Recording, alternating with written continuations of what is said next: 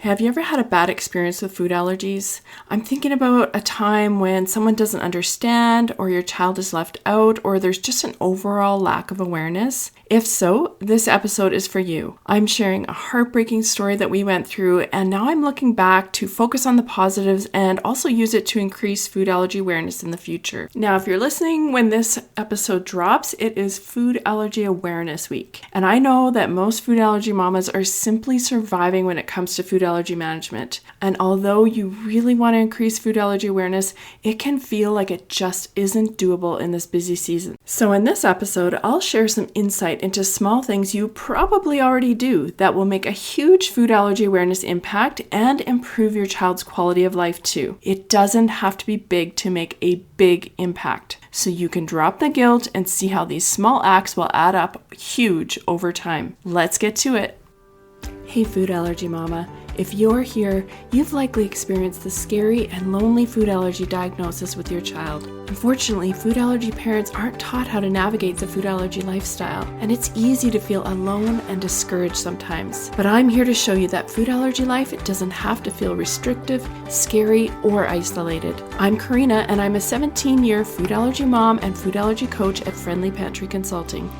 I specialize in making food allergy life safer and less worrisome for food allergy families like yours. I'm not perfect, but over 17 years, I've learned a lot the hard way, and I'm sharing the secrets and resources you won't hear anywhere else that will help you feel confident living with food allergies faster and easier than I did. From introducing allergens, travel, navigating school, and educating friends and family, this podcast will give you the essential tips and strategies you need to help your food allergy child and family thrive. Welcome to the show. I want to start today by sharing a story that happened to us a while back. Stick with me here because I know you'll get a lot from this. I remember having to fight back tears, and I hoped that my daughters wouldn't see. I still remember it so well because it made a big impression on me. We were at one of our favorite restaurants. We had taken the first sip of our drinks, which was pop for the kids because they don't get it at home, and we were about to order our meals. We gave them the regular rundown on my daughter's allergy order. Only this time, the waitress didn't respond like usual. This time, she said, "Unfortunately, we don't know the ingredients in foods that are made outside our facility, and so we don't know if there are allergens in the meals." I tried to tell her that they've checked for us in the past. "Well, we don't do that anymore," she responded. I objected because it just seems so odd from what we came to expect. "Are you sure? Can you check with the chef?"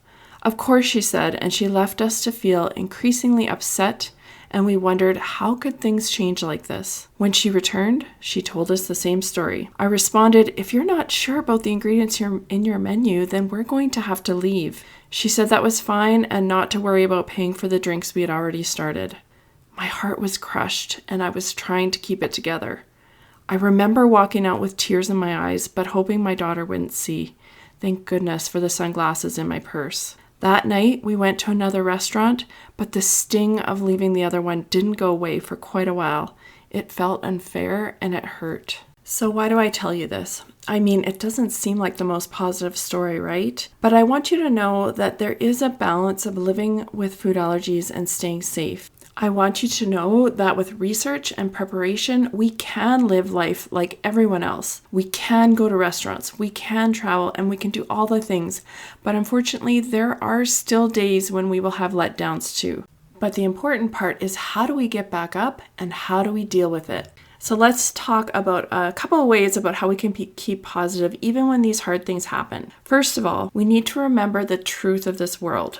Unfortunately, letdowns happen to everybody. Everybody is dealing with something, and even though it seems like it's harder for our families with food allergies, we can't deceive ourselves into thinking that we are the only ones with hardships. It's just not in the same way, but other people have hard things to deal with too. Second, I think it's important to think about how we react to those letdowns. Do we let it deter us from doing things and living life, or do we use it as a learning experience and continue to persevere? This food allergy life is really hard, and I think it's important that we get back up after we experience hard things. Honestly, in our story, as hard as it was, I can now say that it was good that we knew they couldn't safely cook for my daughter, and I'm thankful that they told us the truth rather than telling us what we wanted to hear and endangering my daughter. It's important to remember that in the big scheme of things.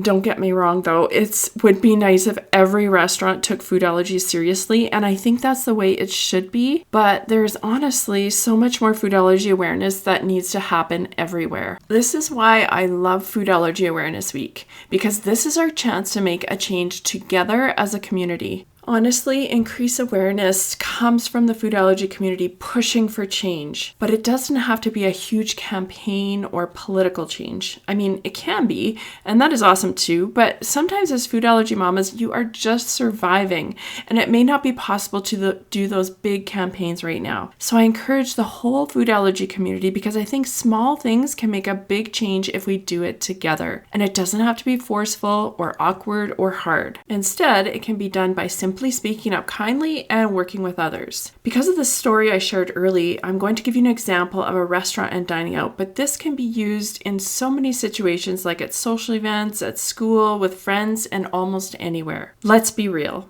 Sometimes it seems easier just to stay quiet and think, I don't want to rock the boat. I don't want to make waves. We can choose to eat at home, and that is okay too. But here's the thing. Even if a restaurant doesn't accommodate our needs, just asking the questions will increase food allergy awareness in general. For example, asking questions at a restaurant lets them know that food allergies exist. Because when we call them and ask for the manager and talk about food allergy, the manager starts to see that food allergies are common. The more people that do it, the more it shows the restaurants that they can't ignore food allergies.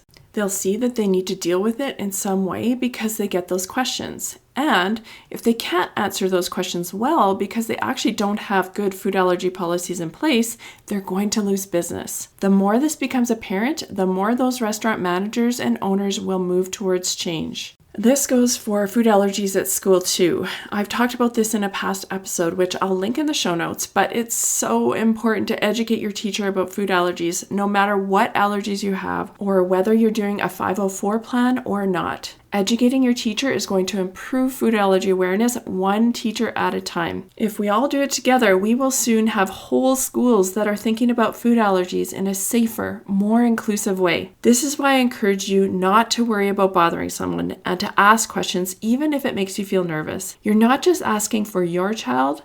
What you're doing is creating more awareness, knowledge, and accommodations for your child and the whole food allergy community together. Of course, be kind, but if they can't answer questions well, then let them know that you won't be able to come to their restaurant. And I want to emphasize that this doesn't just work for restaurants.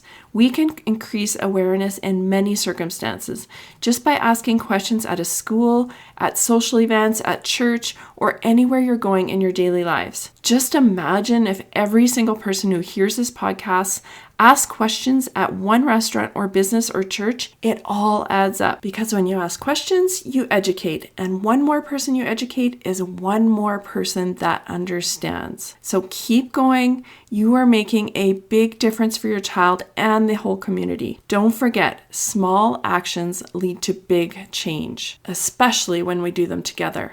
If you need a little help and you're wondering what questions to ask restaurants, schools, or social events, check out my workshops.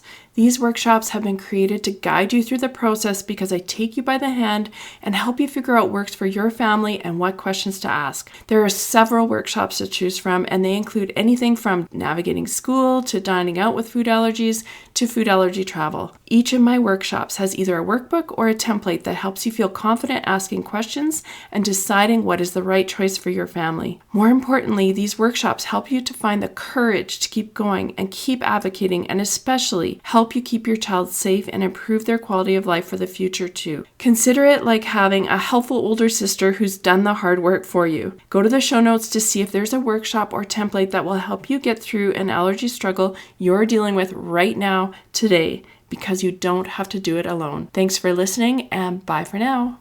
Before you go, Mama, if you love this episode and want deeper support, head over to friendlypantry.com to see how we can partner together to keep your food allergy child safer and worry less. There's no need for wasting time searching all over Instagram, TikTok, and the web to get the practical knowledge you need for your family. While you're there, grab your free Food Allergy Kids Empowerment Guide or the newly diagnosed checklist today. Topics are not medical advice and are the opinions, views, and property of Friendly Pantry Consulting Incorporated. All rights reserved. Always contact your board-certified allergist immunologist for health advice.